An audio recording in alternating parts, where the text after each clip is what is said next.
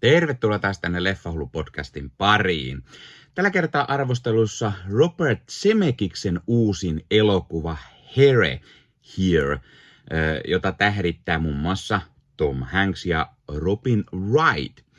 Syy, miksi halusin nähdä tämän leffan, on aina mahtava Tom Hanks sekä se, että Zemeckis-Hanks duo on tehnyt aiemmin yllättävän kovia leffoja.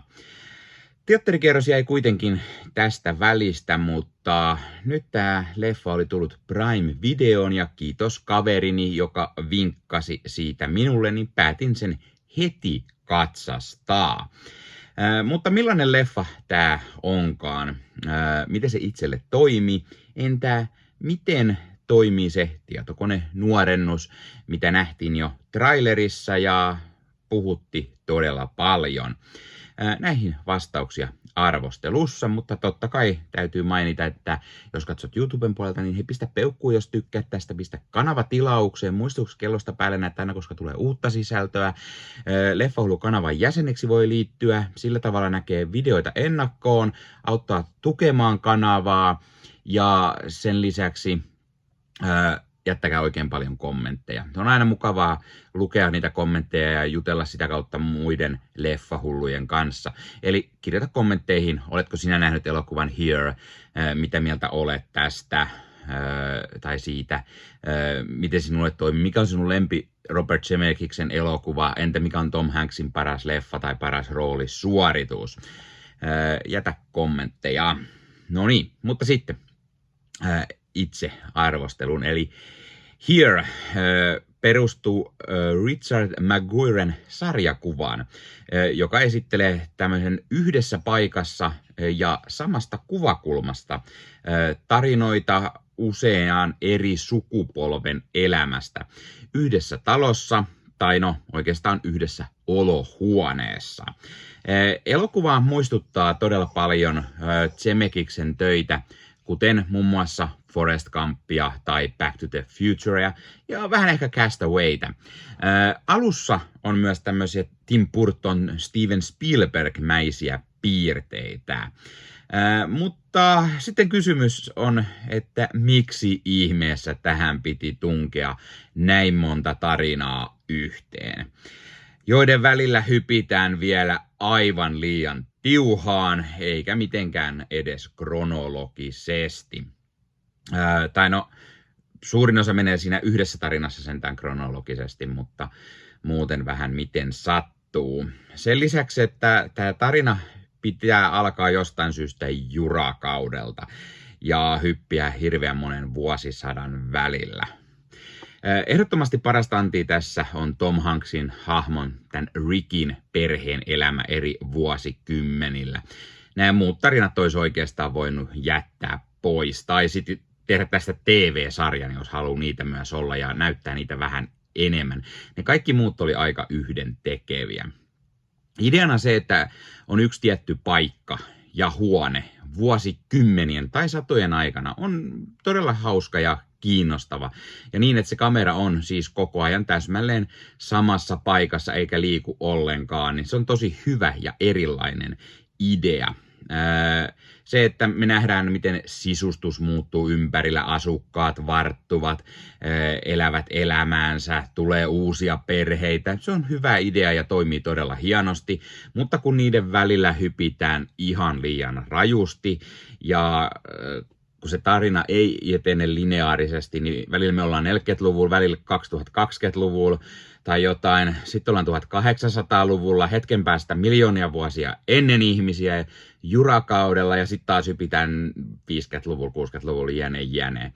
Niin se on tosi raivostuttavaa, se on liian tiuhaa hyppimistä. Ja sitten oikeasti se, että kun sua ei kiinnosta pätkääkään oikeastaan mikään muu niistä kuin se Tom Hanks ja hänen perheeseen liittyvä tarina.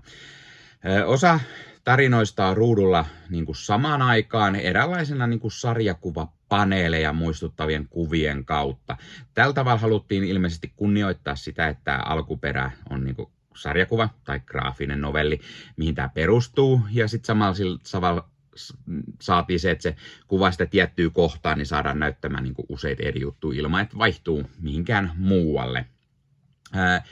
Ja osa on hienosti siis sama aika, ja kun se keskittyy siihen yhteen kohtaan, niin tämä muistuttaa myös vähän semmoista teatteriesitystä. Kaikki voisi tapahtua vähän niin kuin teatterin lavalla. Elokuva esittää hyvin perhedraamaa, iloja, suruja, muita arjen käänteitä. Osan hahmoon ehtii kyllä kiintymään, kiitos mahtavien näyttelijöiden ja heidän roolisuoritusten, kuten esimerkiksi shown varastava Paul Bettany tai aina mahtava Tom Hanks ja Robin Wright. Hän tuo hienosti tämmöistä turhautuneisuutta ja siitä, että hän joutuu asumaan tässä samassa talossa vuosikausia. Myös Kelly Reilly tekee hyvää työtä leffassa. Ja kyllä loppupuolella oikeasti silmät jopa kostuu, samoin pari kertaa ehkä leffan aikana. Muista näyttelijästä ei juuri ole mitään sanottavaa. Ne on oikeastaan kaikki ihan ok. Mutta siis ehdottomasti parasta oli Paul Bettany, joka on tässä tämän Tom Hanksin hahmon isä. Ja miten hän vuosikausia, hän on vanha veteraani, sodan veteraani, miten hän ostaa tämän talon ja vaimonsa kanssa ja varttuu siellä, he saavat lapsia. Tämä lapsi kasvaa, rakastuu, jää asumaan tänne taloon ja niin poispäin, niin se on niin kuin tosi hieno ja mielenkiintoinen tarina ja sen yhden talon tarina myös samalla ja se talo onkin tässä tosi isossa roolissa, vähän niin kuin yksi roolihahmo itsessään. Tom Hanks on tietenkin aina mahtava ja hänen ja Robin Wrightin kemia toimii kyllä varsin hyvin ja ne kaikki arjen ilot ja surut on myös hyvin toimivia. Tom Hanks ja Robin Wrightin tietokonenuorennus on kyllä todella nätti ja he näyttää suorastaan siltä, että tämä voisi olla kuvattu silloin joskus 30 vuotta sitten, kun he kuvasivat Forrest Gumpia tai jopa vähän sitä ennen. Mutta varsinkin Hanks kuulostaa aivan liikaa siltä vanhalta mieheltä, jota hän tällä hetkellä onkin. Eli ääni ei ole niin nuorentunut. Ja samoin tämä Paul Bettany toimii varsin hyvin nuorennettuna tai sitten vähän myös vanhennettuna, toimii hienosti. Joe Rothin käsikirjoitus on ihan ok, mutta siihen on tungettu aivan liian paljon kamaa ja siinä on silti hyviä elementtejä. Jos on hauskuutta, se koskettaa ja se käsittelee hienosti elämän rajallisuutta ja toteutumattomia haaveita ja unelmia, joihin kyllä pystyy todella hyvin samaistumaan. Kaiken kaikkiaan tämä elokuva on ihan ok, mutta siinä on saakelisti liikaa niitä tarinoita ja osa on täysin turhia sen kokonaisuuden kannalta, kuten sanoin oikeasti. Kuitenkin tämä päätarina oli koskettava ja tämmöinen ihanan elämän makuinen, joka tekee tästä kyllä ihan positiivisen kokemuksen. Ja sitten se, että kun ne sijoittuu siihen yhteen huoneeseen, kamera yhdessä paikkaan, niin se oli tosi hyvä idea. Lavastus, puvustus, musiikit toimii todella hyvin. Alan Silvestrin musat on kyllä todella mahtipontiset ja toi hieno lisämausteen tähän leffaan. Ja kuten mä aiemmin sanoin, niin tietokoneen nuorennus oli tehty hienosti, näytti hiton hienolta. Se sai paljon kritiikkiä, koska se hyödynsi myös tekoälyä, mutta silti varsin toimiva. Tämä ei ole Zemeckiksen parhaimmistoa, mutta silti ihan leffa, mitä mä voin suositella muille. Arvosana ehkä semmonen 7,5/10. Loppu pelastaa todella paljon. Joo, meikäläinen on pehmo ja se, että loppu saa kyyneleet silmään, niin todennäköisesti leffa on myös onnistunut ja niin tälläkin kertaa, eli se nosti tämän oikeastaan sen 7,5. Muuten taas ollut vähän liian keskinkertainen, ehkä just sen 7. Mutta mä kuitenkin pidin tästä leffasta. Pistä kommentteja, hei. Onko sä nähnyt tämän leffan? Mitä sä tykkäsit tai et tykännyt? Miksi et? Ja mitä mieltä oot roolisuorituksista ja mikä on Zemeckiksen paras leffa, Hanksin paras? Mitä mieltä oot näistä näyttelijöistä tässä leffassa? Tai olisiko tämä toiminut TV-sarjana? Onko sä lukenut tätä sarjakuvaa, mihin tämä perustuu aikaisemmin? Lait kommenttiin.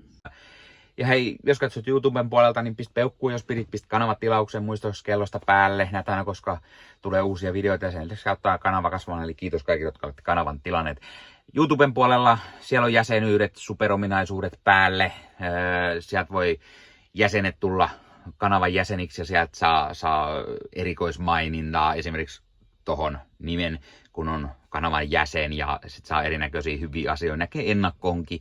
Esimerkiksi tämänkin on nähnyt varmasti jo aikaisemmin, jos on kanavan jäsen, tämän videon sieltä ja muita videoita tulee. Esimerkiksi täällä on paljon täällä leffahuoneessa kaiken näköistä, mistä on tulossa lähiaikoina varmasti video, niin niitäkin näkee sitten ennakkoon, kun on kanavan jäsen. Joskus tulee jopa pelkästään jäsenille tarkoitettuja videoita.